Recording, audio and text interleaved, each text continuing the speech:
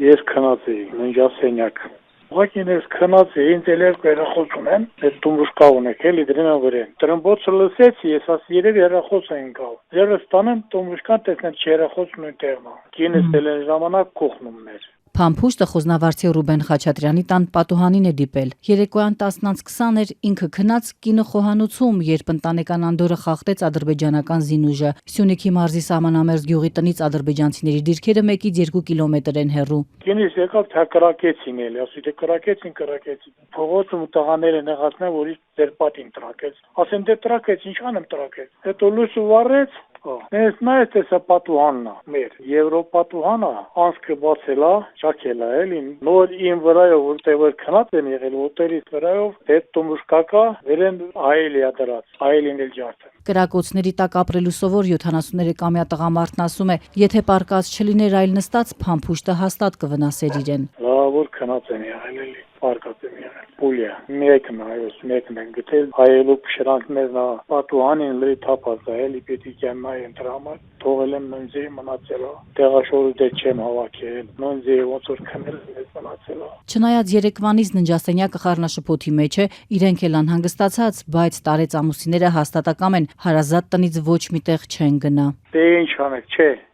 Յուղից ոչ մի տեղ չեմ գնա։ Բայց իմ ապու պապերիմ հորս մորս գերեզմանից որտեղ թողեմ գնալ։ Ինչ ուզում ալնի, տեղ եմ մնալու։ Ոչ մի տեղ չեմ շարժ։ Նույն տոնն է մնալու է։ Երեկվանից դեպքի վայրը նույնությամբ պահպանող ընտանիքում սպասում են, որ պատասխանատուները գան արձանագրեն, նկարել են վնասված պատուհանը, այս ու այն կողմ ընկած իրերն ու փոխանցել պաշտպանության նախարարությանը։ Ռազմական գերատեսչությունը դեպքից 1 ժամ անց հաղորդեց կրակոցի ու վնասված պատուհանի մասին, հավելելով, որ տուժածներ չկան։ Խաչատրյանները խոզնավարում վերջին 1 ամսում ադրբեջանական զինուժի առաջին թիրախը չեն։ Ապրիլի 19-ին եւս ադրբեջանական կողմը կրակել էր խոզնավարի ուղղությամբ, վնասել Ռուբենի համագյուղացու Կարինե Հակոբյանյանի տան տանիքին տեղադրված արևային ջրատաքացուցիչը։ Ադրբեջանական դիրքերով շրջապատված խոզնավարի ու խնածախի բնակիչներն արդեն 1 ամիս է գիշերներն անցկացնում են կրակոցների ձայնի տակ։ Խնածախում էլ ադրբեջանական գնդակները հասել են գյուղապետի տուն ու մշակույթի տուն։ Բաքվի հետ խաղաղության շուրջ բանակցող վարչապետ Փաշինյանը առավոտյան դատապարտել է խոզնավարչի Ռուբեն Խաչատրյանի տան ուղղությամբ արձակված կրակոցները, Ադրբեջանի կողմից հրադադարի ռեժիմի խախտումները եւ Ադրբեջանի իշխանություններին կոչ արել քննության առնել այդ դեպքերը եւ հանդես գալ պարզաբանումներով։ Պաշտպանության նախարարությունն էլ նորից հիշեցնում է Երևանի առաջարկը ստեղծել հրադադարի ռեժիմի խախտման հետաքննության Հայաստան-Ադրբեջան համատեղ մեխանիզմ։ Բաքուն այն մինչ օրս անպատասխան է թողել։ Ադրբեջանական կողմի կրակոցները սկսվեցին հայ-ադրբեջանական խաղաղության պայմանագրի տեքստը համաձայնեցնելուց մի քանի օր անց։ Բնականաբար Բաքուն պարբերաբար փորձում է